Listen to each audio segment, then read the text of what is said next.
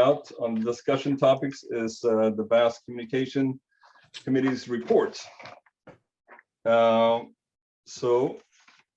some of you may know that there is such a thing as a communication committee that have over the past 4 or 5 months looked into how information flows in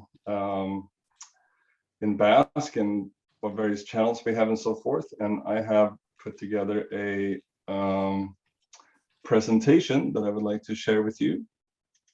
So bear with me here. Here we go.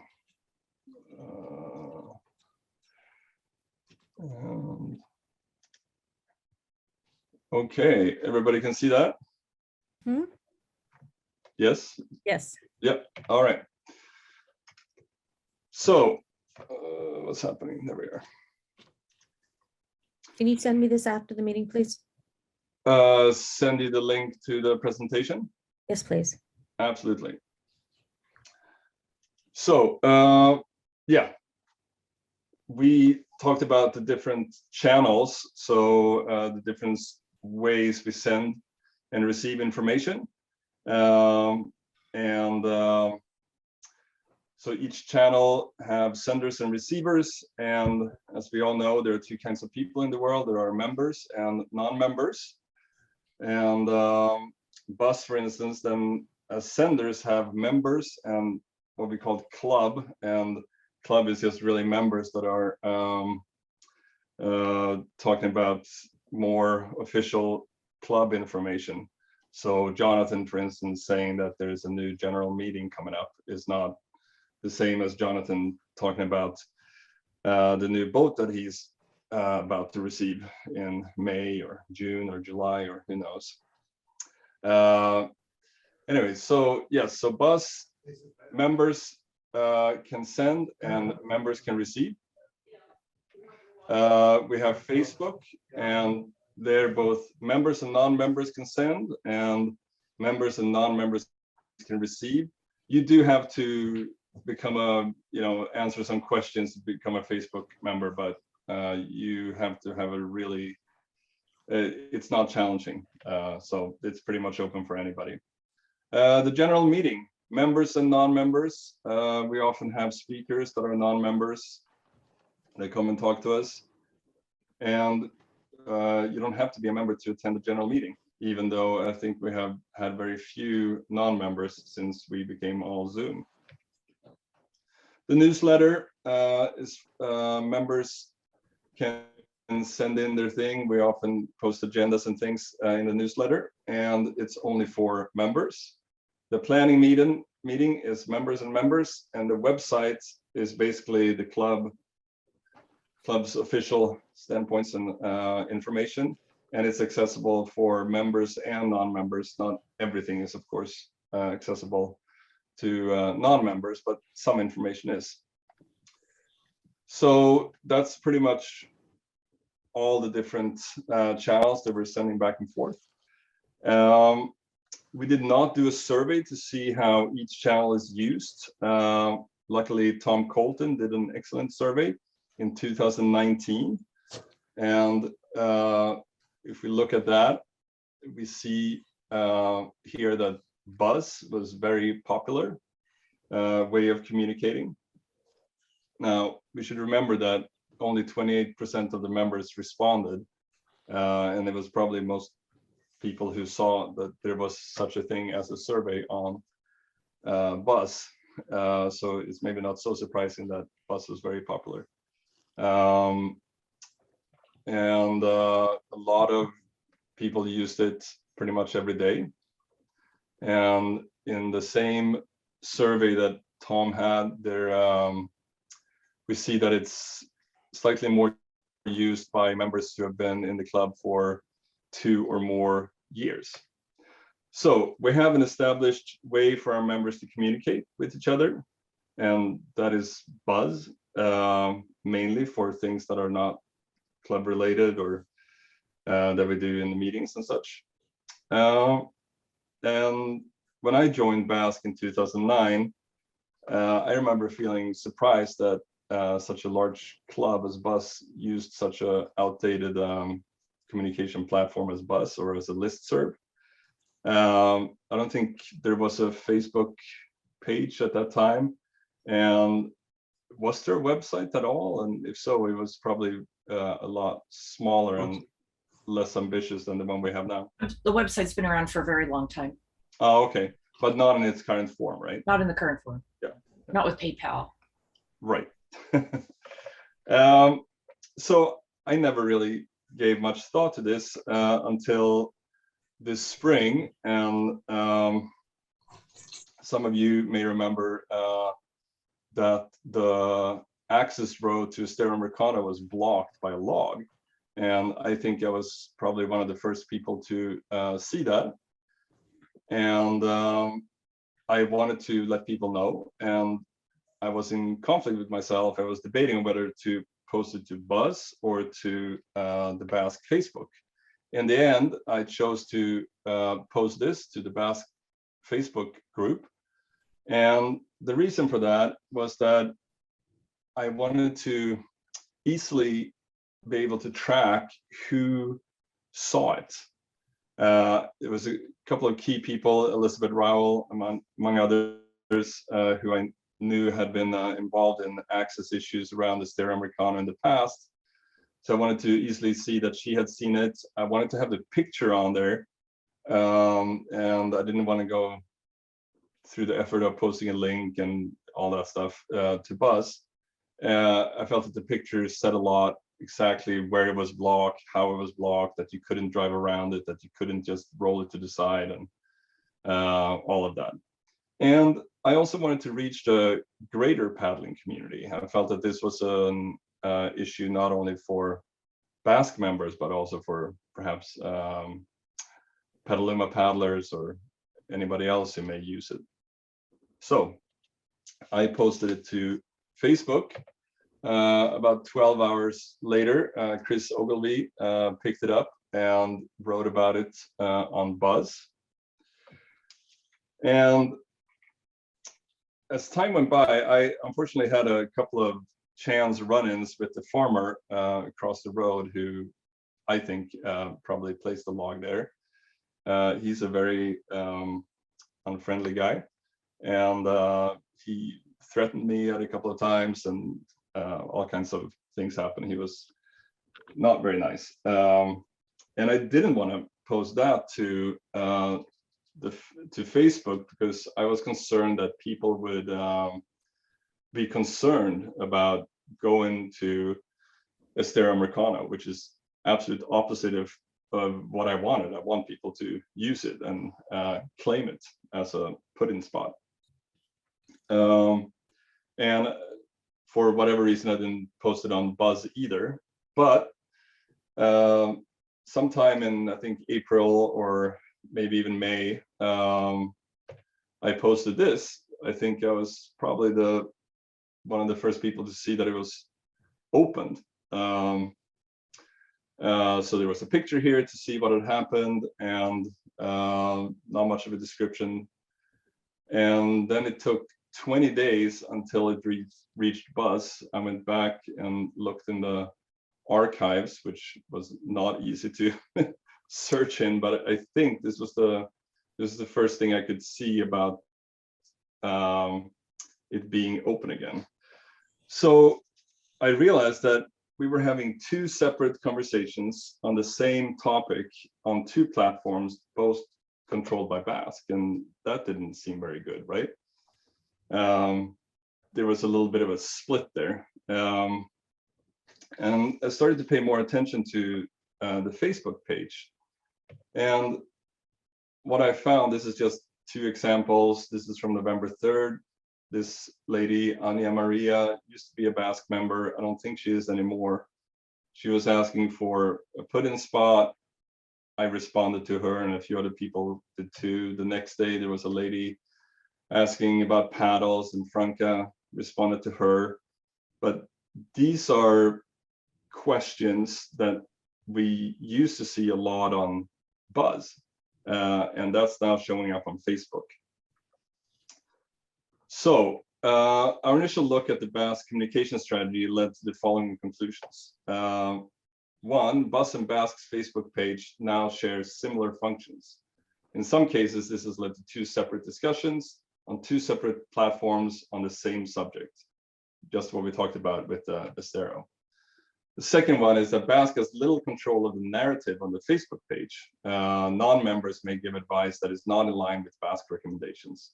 Somebody may say that they bought a kayak at the gas station, want to paddle to the Farallones, and somebody else may say, yes, go for it. And we don't really have much control of what goes on Facebook. There is a moderator, but Facebook has grown a lot. We have way more members on Facebook than we have members in the club. I can't remember. Do you remember, Krista, how many members we have? Is it 3,000 something now on Facebook, or am I wrong about that? No, I don't think it's that many. Oh, okay. Well, we can look it up as we move along here. Yeah, and then also that there might be a division in communication preference between older and younger or older and newer members. That younger members may prefer Facebook or other ways of communicating in the club. Now, this is not to say that the same information shows up, but sometimes same or similar information shows up. Certainly, very few people post paddle trips on Facebook, at least not BASK members. So that is still exclusively on Buzz. So we took a closer look at Buzz and decided to look at the pros and cons. So on the pro side, it's a well-established user group. We're here. Many members know how to use it. It's easy to send and receive email, easy to reach most people that are active in BASK through Buzz. So on the downside, some of these things showed up in Tom Colton's report from 2019. So there's no structure, it's difficult to organize, you can't attach image or embed videos. You know, the interaction is poor, you can't like or upvote.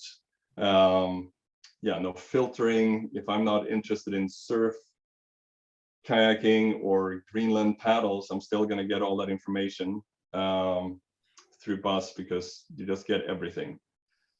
Yeah, these are things that we've heard over the years, right? The long URLs are broken, no text formatting, no search capability.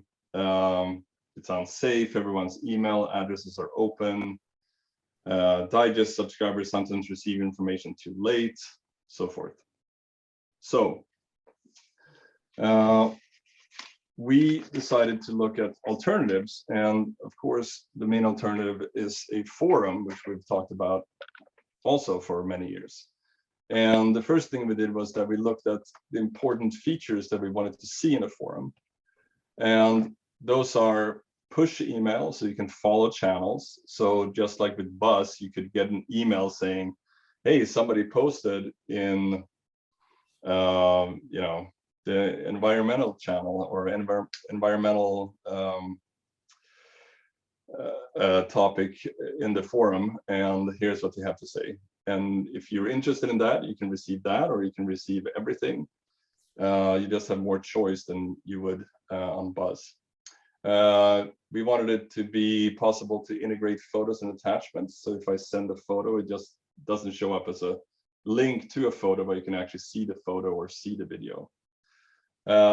Integrates YouTube videos, ability to organize posts into categories, robust searching capability.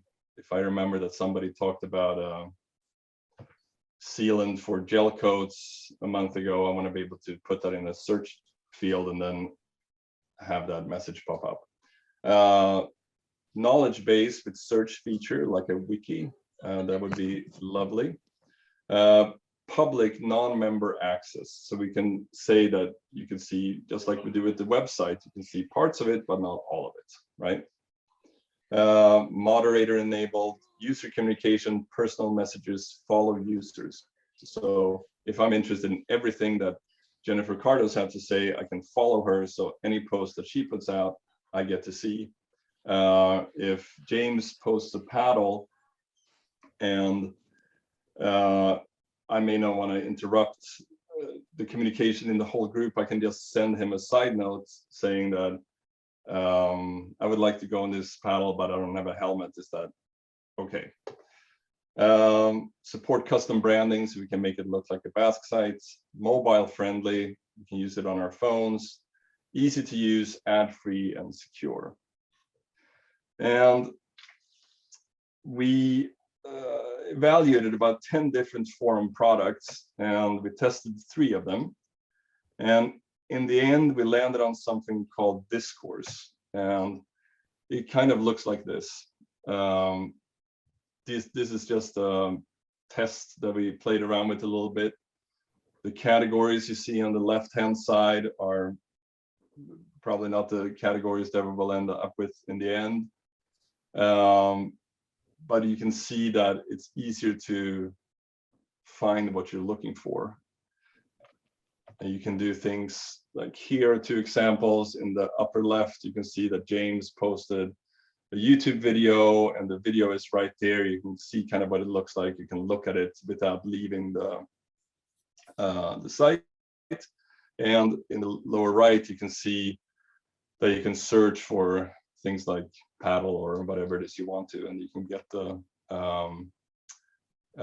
the posts that contain what you're searching for. So cost estimates. Jonathan, you looked into this, and we have a low cost estimate as it is hosted. Do you want to say something about that? Yeah, so it's interesting because Discourse, you can pay them to host this system, and they really weren't ready for the questions we asked. They have a basic membership and they have a business membership, and they have a 50% discount for nonprofits like we are, which is nice. But they didn't have a fee for once you exceed their the amount of data you're allowed to store on the site. They said, we do that on an ad hoc basis. And I said, wow, we have to budget to know if we can afford this. So what's up? So after about 3 weeks, they just got back to me today. The data we're talking about is not the data that makes the actual forum, the site. It's the data of the messages, the videos, and the still images that you store on the site. Messages are trivial. Still photos are not that important. Videos would be a little bit more. The low cost site, which is $50 a month at the discounted nonprofit rate or $600 a year, you get to use 20 gigabytes of data. And that's not a bad estimate, assuming that we're not loading large videos onto the site. That's the key. You can, there's a function to limit how much you upload. You could say only 5 megabytes per video, which would really mean people would put their video on YouTube and then link it. But it'll still appear there. It's just not going to be hosted on this forum. The high cost, if you could load that, please, the next slide. So in this case, we assumed 80 gigabytes of data. And the 20 gigabytes was something like 2 uploads a day of photos, of 10 photos a piece, and 1 video a day. And the high estimate was 10 times that, which is really excessive, but we just had to make some assumptions. And that again would, be more costly and would be that much a year, $13.20. Additional storage is available, 60 gigabytes for $60 a month. It's quite expensive, actually.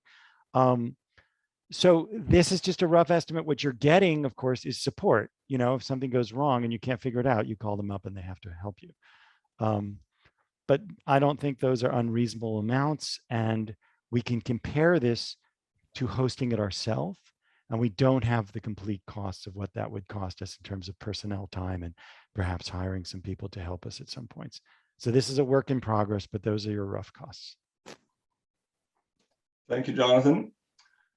So our recommendations is that we install a web-based forum software, and then we start experimenting with it. We don't go live to the whole club, but we have a small group of beta users that, work out the kinks, explore forum configuration, what categories work, what permissions, can all members see everything, or is there a little bit of a maybe there is something that is just for officers, or who knows.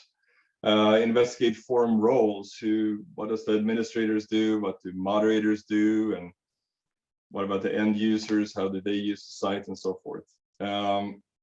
A key part in this is to explore BASK website member database integration, which right now, Krista and Penny and whoever else gets to have fun with this, they have to go through our members list and by hand sort out and give permission to people that can access BUZZ.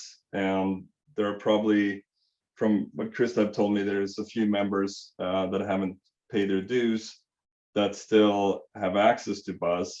And it'd be fantastic if the forum was linked to the membership database. So only if you're a member, you get the proper privileges on the forum. That would save a lot of time, and yeah, that would be good. And then determine the cost for image hosting. So that's one of the things that we've been debating. Do we host the images? Do we host videos, or do we put them somewhere else? Is there a plugin or something that you can use that makes it easy for people to post their videos on YouTube and then get the link to post on the forum and so forth? So this is what we would like to continue looking into. And then if we can come up with something that we like, then we would like to take the forum and go live with it. So we would love to hear your thoughts about all of this. So please let me know what you think.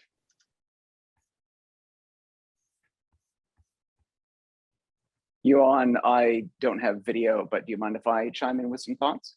Please.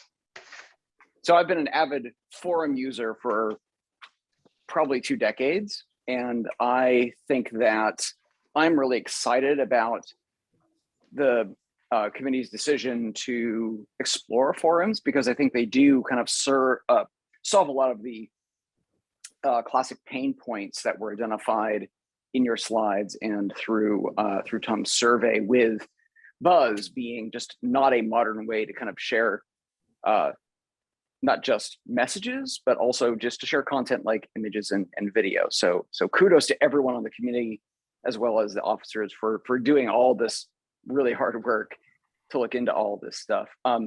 I think that one of the things that I like about forums is that it can, as you said, really be push and pull. People can check in, people can go to certain channels or sub forums, whatever the terminology winds up being for the service that we wind up using.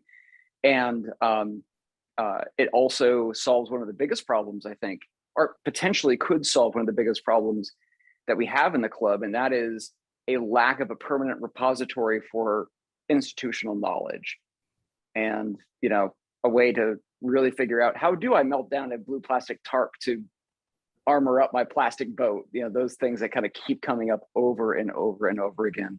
I did want to just chime in on a few experiences I've had with forums. One thing to consider is not just imaging and video hosting costs, but also evolving legislature around, and maybe James could speak to this more than I can, but evolving legislation around how much a hosting provider is liable for the kinds of content that are posted on their sites and forums.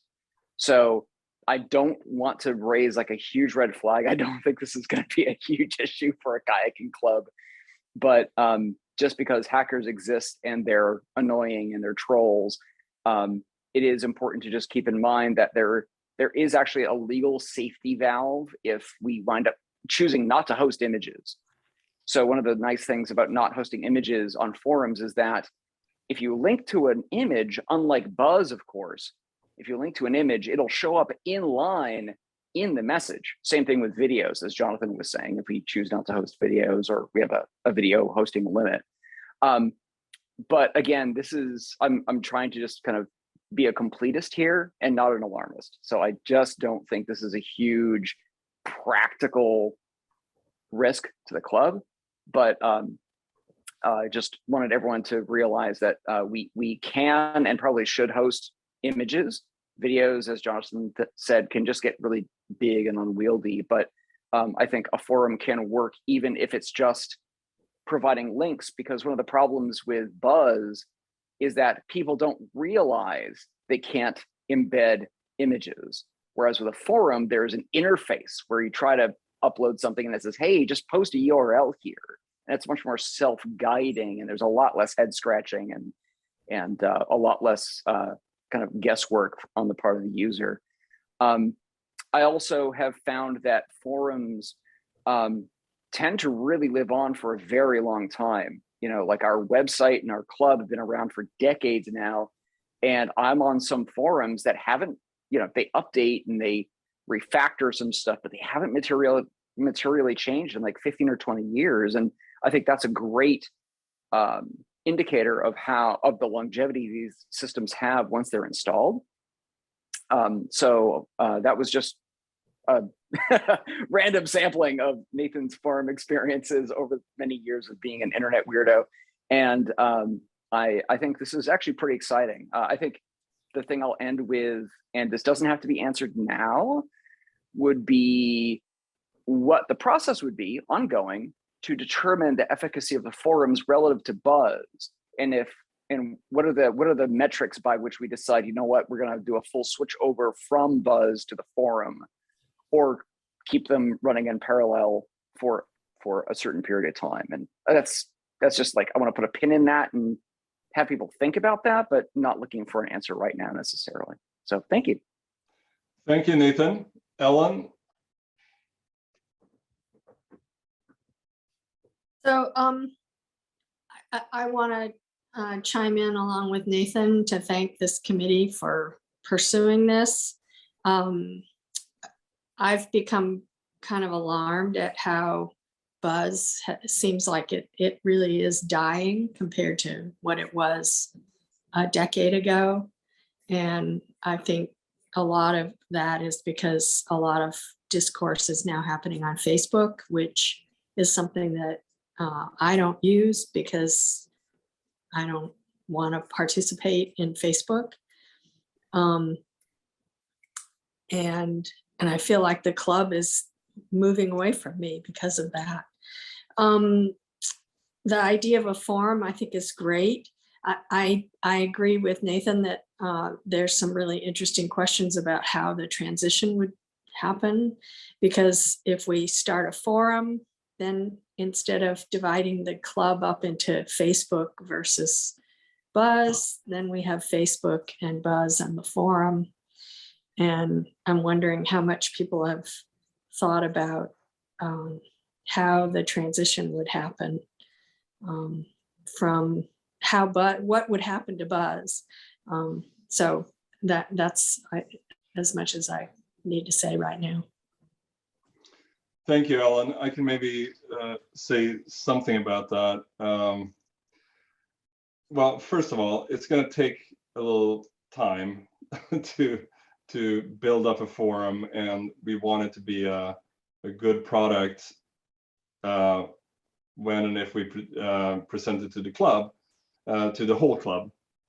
And the way we were talking about it is that we don't really see a reason to say now we're turning Buzz off and now we're turning the forum on. There's no reason why they couldn't coexist, and then I think the club will naturally gravitate to one or the other. And if the forum is no good, then Buzz will remain. And if the forum works and more people are over there, then it will be, you know, people will gravitate towards the forum. And about Facebook, what we could do about the Facebook issue is that we could turn off public comments on the Facebook group, and we can just have it as something where maybe we post the general meetings and invite all the members to join the general meetings. Maybe we send out, information that's open for the public, or post fun pictures from Mendo, and you should join BASK. This is how much fun we're having, right? But not something where anybody anywhere can post anything, which I think is probably going to lead to some headache down the line. But for now, we haven't. Those are some thoughts that we've had, but there are obviously no decisions made on any of this, other than that we want to pursue the forum idea. I'll just Larry? So I think this is great. And it was discussed first like 15 years ago, and you folks have taken it and run with it. I think it's really perfect. My only question is the continuity of to keep the engine going forward. Is the committee, are they, I know you and Jonathan are both going to be termed out, so to speak, in terms of being your roles. Jonathan obviously hasn't thought about it at all. But is the committee going to be sticking with it, or that's kind of a loose question, but just concerned about the continuity of it to keep going, because it really was discussed 15 years ago and very much similar to this, but not as well developed. You guys are, and I appreciate all the work that's gone into it. My understanding, if I may answer that, is that Darryl, who I think will play a large role in this, is committed to help out and stay on till the forum is at least completed. And I am more than happy to stay on. Krista have shown interest to stay on, and James and Jonathan are staying on whether they like it or not. Thank you. And Angela, sorry, and Angela. Yeah. Yes, Jonathan. Yeah, that's a really, really good point there. And I like Nathan, I think your point about having a metric of how the forum is used versus buzz is really good. So just a little bit more about the transition. It's sort of this market economy approach where the forum is going to be so attractive and so good, and our creative energy is going to go into that. And I think the deficits of buzz will become quite apparent, and it'll become a empty shopping mall. So wither away.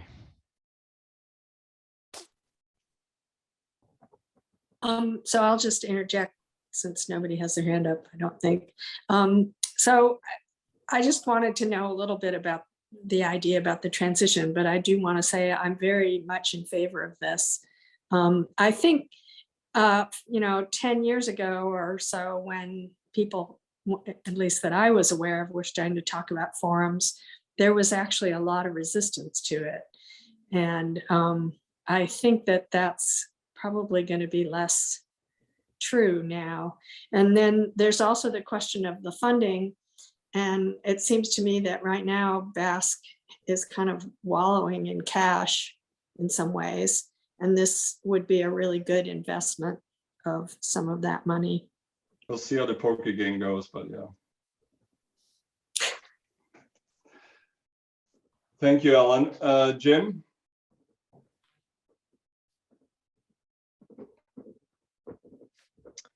I think this is a great idea. I think you guys have summarized it well.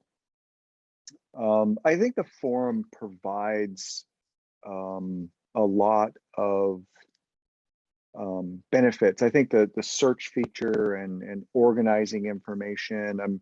Sometimes I feel like I ask stupid questions on Buzz that I'm certain have been asked before. And I'm sure that questions get recycled over time, like why do my neoprene booties smell like a dead animal, which got an amazing amount of responses, many of them good, but I'm sure there's ways that you could so I just think it's super positive. I think if it works well, it'll be a huge success, and hopefully it doesn't have the sort of negative aspects of Facebook. I kind of sympathize with Ellen that I try and do Facebook less and less and less, just because it's a scary place at times. So anyways, I think it's a great idea, and if it sort of takes the club communication to the next level and is inclusive to everybody and doesn't have sort of the best of both worlds, and where you can communicate freely and easily and attach things, but not necessarily have some of the downsides of some social media sites. I think it could be awesome. Thank you, Jim.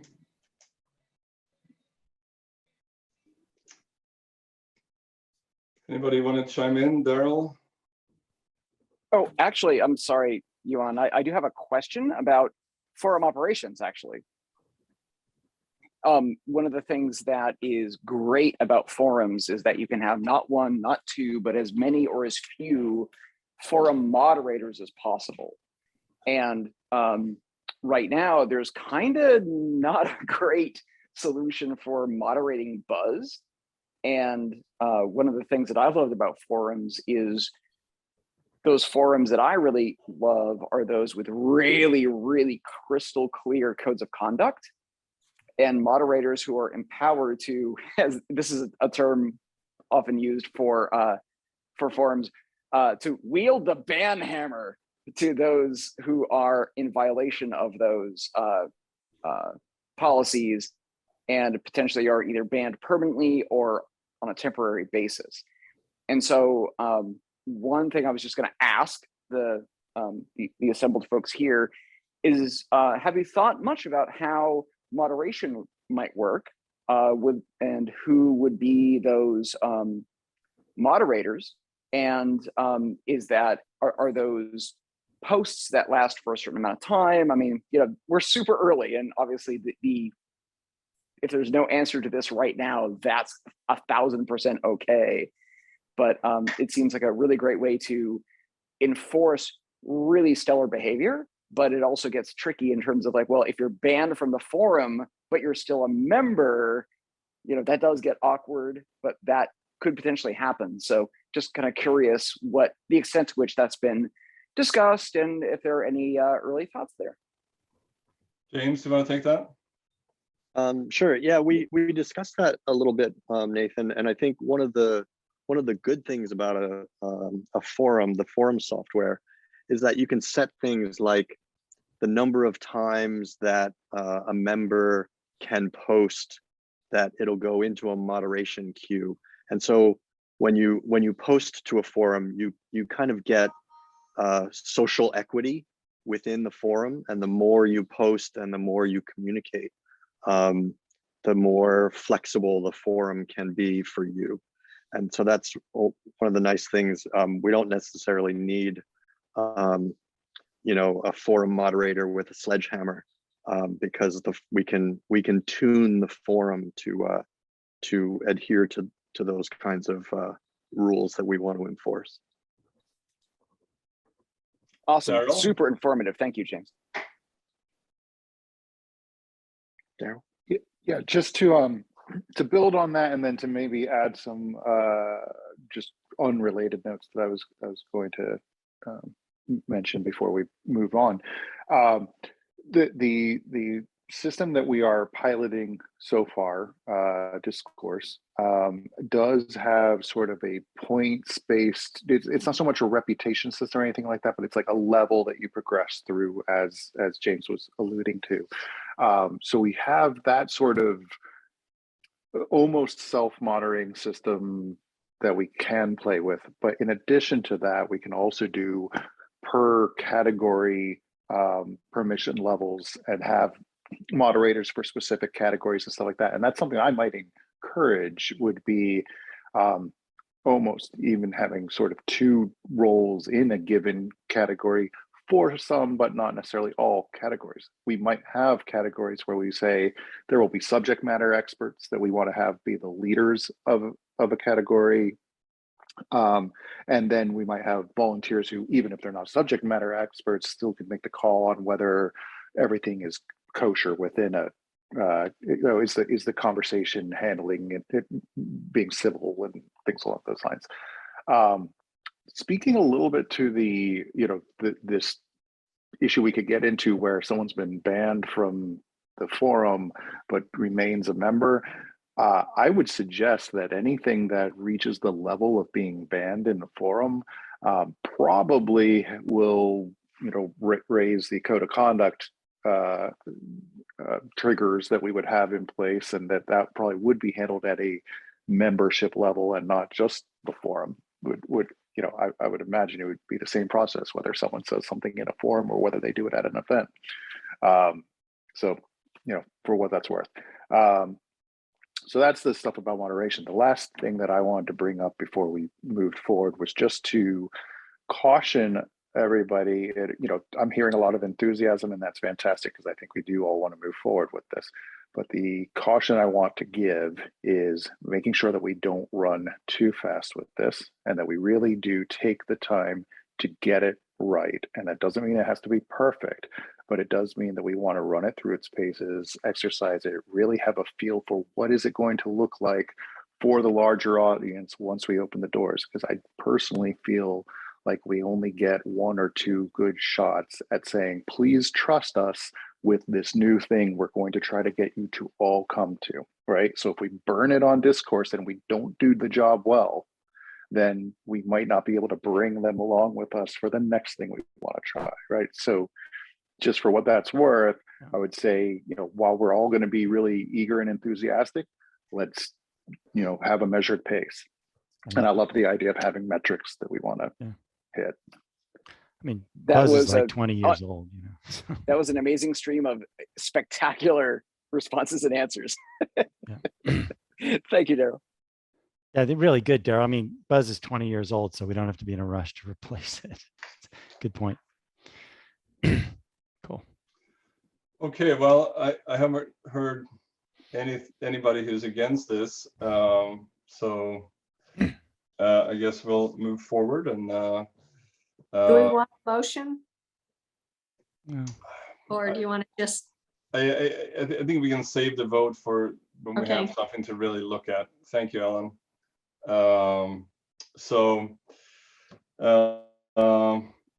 Yeah, there'll be more communication committee reports. We'll hack away at this slowly but surely, and when we have more to say about this, we will. Thank you so much.